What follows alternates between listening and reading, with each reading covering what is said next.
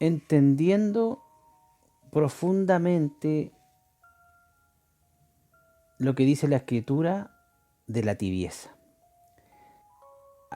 Para poder entender exactamente lo que dice la Escritura en lo que dice relación a ser tibio, tenemos que empezar por ponernos en el momento, en los años en que esto se escribió.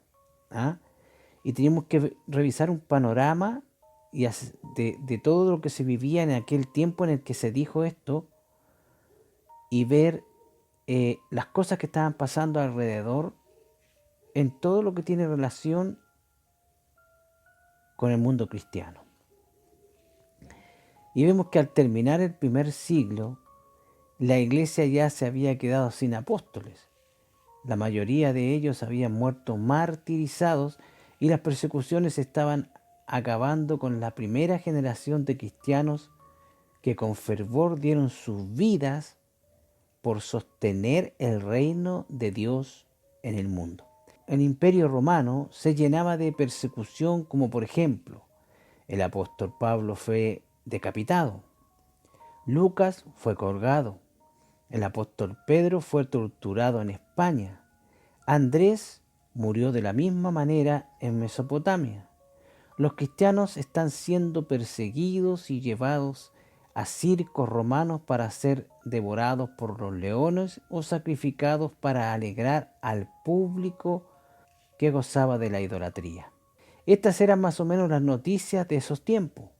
Cada una de estas noticias provocaba asombro y desconcierto y temor. El Evangelio se seguía predicando. Los testigos oculares y santos en el día de Pentecostés que predicaban con fervor el Evangelio ya no estaban. Las congregaciones de diferentes ciudades dejaron de recibir cartas de los apóstoles.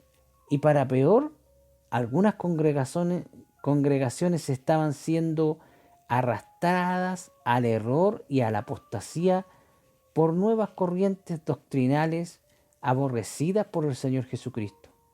Sin embargo, muchos no sabían que Juan estaba todavía vivo. Deportado, él estaba en la isla de Patmos. Se dice que los romanos intentaron matarlo metiéndolo en una tinaja de aceite hirviendo, pero que había salido ileso y por temor lo llevaron a la isla de Patmos para que no hablara y para tenerlo encerrado. Fue allí donde el Señor Jesucristo le manifestó el fin de todas las cosas y dejó cartas para que cada una de las iglesias de Asia, todas ellas están redactadas en el libro del Apocalipsis. Para referirse tanto en el idioma griego, tanto al calor como a la tibieza o la frialdad, podemos ver que la escritura en dicho idioma usa diferentes palabras para referirse a esto y es lo que vamos a revisar. Una es el calor producido por las llamas. Esta palabra es kausum. Kausum significa caliente, pero por caliente de llama, por el calor de una llama. Otra palabra es en un estado térmico. Esa palabra se lee yerm y yerm significa caliente pero en un estado térmico, es decir, algo tibio, como una piedra calentada por el sol, como la mano de un ser humano que tiene cierto calor. Y la otra es un líquido o agua que está puesto al calor para que hierva. Y esa palabra es sestov. De estas tres, la expresión usada en el mensaje a la iglesia es esta última palabra, la sestov, que significa agua calentada al fuego, o sea, agua hirviendo. Que el cristiano debe ser como el agua hirviendo. Y está haciendo referencia cuando se pone un recipiente en el fuego para hervir el agua que contiene. Así que cuando habla de frío, tibio y caliente, está hablando de la temperatura del agua y se usa como una analogía. Se trata del agua. La iglesia es el agua y su estado es tibio. Eso produce vómito al Señor. La iglesia de Laodicea sabía perfectamente el significado de esta analogía. Entrando en el contexto, revisemos un poquito la historia de esta ciudad. Laodicea se ubica en el valle del río Licus, junto a las ciudades de Hierápolis y Colosas. Era una ciudad comercial fundada por el rey seleucida Antíoco II. Este la llamó así en honor a su esposa Leodis. Esto cerca del año 260 a.C. La ciudad de Laodicea alcanzó a ser una ciudad muy próspera, una ciudad comercial ubicada en la intersección de dos importantes rutas comerciales. Era un centro comercial y bancario clave y famosa por sus textiles de lana y algodón. Vendía también una conocida pomada para los ojos, denominada colirio, y que contribuía a su riqueza. También era famosa por prendas de vestir de alta calidad hechas de lana de excelente y finísima calidad. El agua de Laodicea era rica en calcio. La misma se transportaba primeramente mediante conductos subterráneos, pero como el sarro producido por los depósitos de calcio se pegaban a las cañerías alrededor y obstruían el paso del agua, y ésta no llegaba a la gente. Así que los ingenieros romanos diseñaron un acueducto. Un acueducto es un sistema de transporte de agua a la intemperie, es decir, al aire libre. Es como una acequia pero revestida. Una canalización abierta o una ventilación. Si bien el acueducto solucionaba perfectamente el transporte del agua hasta la ciudad, había un pequeño problema. El problema era que el agua no llegaba fría por estar expuesta al sol todo su viaje y a la temperatura ambiente, y eso provocaba que el agua llegaba tibia a la ciudad. Y el tomar agua tibia cuando uno tiene mucho calor y está sediento produce vómito, porque el cuerpo espera un refrigerio y la boca y el estómago reciben agua por encima de unos grados de la temperatura corporal y eso produce náuseas y esta induce al vómito. El agua tibia no es bueno para el cuerpo. Han de saber que en general cuando se requiere inducir vómito a la gente para eliminar algo del estómago, se suele usar agua tibia con algún otro ingrediente. ¿Ah? ¿Qué te parece eso? El agua tibia oscila entre el 35 y 40 grados Celsius. La mejor forma de así como el cuerpo rechaza y aborrece el agua tibia, la vida tibia aborrece ese estado indefinido de los cristianos que solo les provoca náuseas. El Señor Jesucristo, durante toda su permanencia en la tierra y durante todo su predicar, dejó bien en claro que a Él no le gustan las cosas a medias, no le gustan los tibios, no le gustan los que parecen pero no son, los que quieren ser pero no pueden serlo. ¿Me entiende? Y esto se refleja muy bien en los siguientes versículos que voy a proceder a leerle. Mateo 7:21.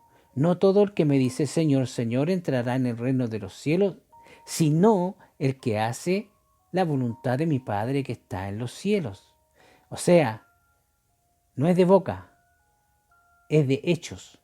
Mateo 10:33, y a cualquiera que me niegue delante de los hombres, yo también le negaré delante de mi Padre que está en los cielos. ¿Te das cuenta? En Mateo 6:24, ninguno puede servir a dos señores, porque o aborrecerá al uno y amará al otro, o estimará al uno y menospreciará al otro. No podéis servir a dos dioses, no podéis servir ni a Dios y a las riquezas. Debe ser uno. O estás allá o estás acá. Lucas 12:9. Mas el que me negare delante de los hombres será negado delante de los ángeles de Dios. Primera de Juan 2:6. El que dice que permanece en él debe andar como él anduvo. Mateo 12:30. El que no es conmigo, contra mí es, y el que conmigo no recoge, desparrama. Me voy a quedar con este último. Este está, pero extremadamente claro. Jesucristo dice, el que no está conmigo está en mi contra. O sea, aquí no hay un lugar intermedio. O estás con Jesús o estás en contra de Jesús. O eres amigo de Jesús o eres enemigo. ¿Te das cuenta? O sigues a Jesús o estás siguiendo a Satanás. Así de fácil. Aquí no hay término medio. No hay tibio. Por eso es que el Señor aborrece a los tibios. Porque no se deciden, no tienen la hombría para decidirse entre seguir a Satanás o seguir a Jesucristo. Tienes que tener hombría suficiente, carácter suficiente. Estos versículos lo dejaron bien claro. Los cristianos, si profesan ser cristianos, si confiesan ser cristianos, pero con su vida y sus hechos demuestran lo contrario, lo que estamos realmente haciendo es negar a Jesucristo con nuestra forma de vida. Decir que Cristo es nuestro dueño, pero vivimos como el diablo nos ofrece. Decimos que Jesús es nuestro Señor, pero le hacemos caso a Satanás. ¿Qué clase de cristiano es ese? Es como esos cristianos que dicen que son cristianos, pero apoyan el aborto. Esos que dicen que son cristianos, pero van a consultar a los brujos. Bueno, ¿de qué lado está? Jesús apenas los aguanta, pero no los recibe. Jesús los aguanta con paciencia, pero nunca los va a tragar porque son hipócritas. Un cristiano verdadero lee y estudia la palabra de Dios, que es la Biblia. Habla con Jesús cada día. Está reflejando cada día una vida en agradecimiento a lo que Jesús hizo por él. Está perseverando. Perseverar significa caminar, intentar cada día vivir como a Dios le agrada, no para ser salvo, sino vivir como a Dios le agrada, porque somos salvos, porque el Señor ya nos salvó. En Hechos 2:42 lo dice claramente, y perseveraban en la doctrina de los apóstoles, en la comunión los unos con los otros, en el partimiento del pan y las oraciones. Perseverar es mantenerse siempre cerca de Jesús. Algunos sostienen que caliente, es decir, cestos, en el texto griego original, representa a un verdadero creyente, con mucho celo en Cristo, ferviente seguidor espiritual de Jesucristo. Alguien que está caliente hasta el punto de ebullición espiritual, un cristiano que hierve en ganas de seguir a Jesús. La persona fría, del griego sichros o sichros, es vista como alguien que es solo opuesto a lo caliente, es decir, un incrédulo que rechaza abiertamente el Evangelio. La condición tibia, del griego kliaros, es vista como el hipócrita intermedio que juega como si conociera a Cristo, pero es indiferente hacia Él, de corazón. Es la posición de mitad y mitad. La tibieza es una descripción de las personas que van a la iglesia, que han profesado con la boca a Cristo hipócritamente, pero no tienen en sus corazones la realidad de lo que pretenden en sus acciones. Según este punto de vista, es mejor ser frío o totalmente opuesto. Cristo odia al tibio. El tibio o profesar hipócritamente a Cristo es no poseerlo. Ese que recibe a Jesús y dice que recibe la salvación que Él le ha regalado, pero lo hace por si las moscas, por si acaso es verdad. Ese es un tibio. La persona tibia es alguien que ni acepta genuinamente a Cristo ni lo rechaza abiertamente. Podemos mirar el Stronghold, la palabra Heliaros significa tibios, Heliaros tibio, que viene de caliente, tibio. La Reina Valera también lo utiliza como tibio. Tibio es una persona que no se decide, es una persona que no cree en realidad. Y hay una cosa muy importante que los tibios no han tomado en cuenta. Que bendito sea Jesucristo porque así lo ha hecho el Señor. Y cuando uno recibe a Jesucristo, el que le da la autenticidad al cristiano no es ningún pastor, ningún obispo, no es ninguna congregación, no es ningún grupo de gente. El que le pone el sello de auténtico a esa persona como cristiano es nada menos que el Padre y el Hijo, que envían a vivir el Espíritu Santo dentro de esa persona. Y usted que es tibio y me está escuchando, y sabe usted que Jesús no se equivoca. El Padre tampoco se equivoca, ni el Espíritu Santo tampoco se equivoca. Cuando una persona, un tibio, va a una congregación y recibe a Jesucristo, y lo recibe de forma tibia, sin creer realmente en Jesús, sin creer en su salvación, Dios no envía al Espíritu Santo a vivir dentro de esa persona. Porque Dios conoce a cada persona, porque Dios no se equivoca. No crea usted que Dios le va a dar el Espíritu Santo a una persona y después esa persona se va a ir al mundo, va a dejar al Señor y todo, y el Señor le va a quitar el Espíritu Santo. Porque el Espíritu Santo, la Biblia dice bien claro que hemos sido sellados para el día de la redención. El sello, ese sello es el Espíritu Santo. Y es para el día de la redención, es decir, para el arrebatamiento de la iglesia, donde va a ser, son tres cosas que van a pasar en el mismo día: la redención de nuestros cuerpos, la resurrección de los muertos en Cristo y el arrebatamiento de la iglesia. Todo eso va a pasar en un solo día. Entonces, cuando el Señor le da a un ser humano el Espíritu Santo, es para ese día, para guardarlo, para que dure hasta llegar a ese día. Así que cuando Dios le da el Espíritu Santo a un ser humano, es porque Él sabe que ese ser humano va a llegar hasta ese día, creyendo en Él. Los otros, los tibios, esos que están en la iglesia, después se salen, que después vuelven y se salen, y eso no tienen el Espíritu Santo, porque Dios no se equivoca. Eso tienen que tomarlo bien en cuenta nuestros queridos amigos, los tibios. Hay tibios que pueden permanecer mucho tiempo en una congregación.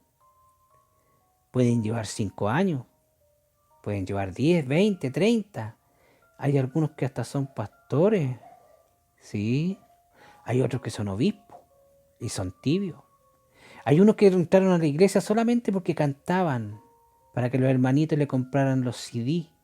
Y con la esperanza de que algún día sacaran un tema que pegara en el mundo secular y grabar en una disquera y hacerse famoso. De eso hay varios hoy en día. Son tibios. Eso quiso decir el Señor en su palabra, tibio. Por eso que usó esta palabra, porque los Odisea ellos sabían lo que era tomar agua tibia. ¿Te das cuenta? La profundidad que tiene el solo hecho de que el Señor usara una palabra, tibio. Los tibios son los hipócritas, los que quieren aparentar lo que no son. Espero que usted no sea ningún tibio. Y si conoce a alguno, ore por él. Que el Señor Jesucristo sea bendiciéndole de grande manera.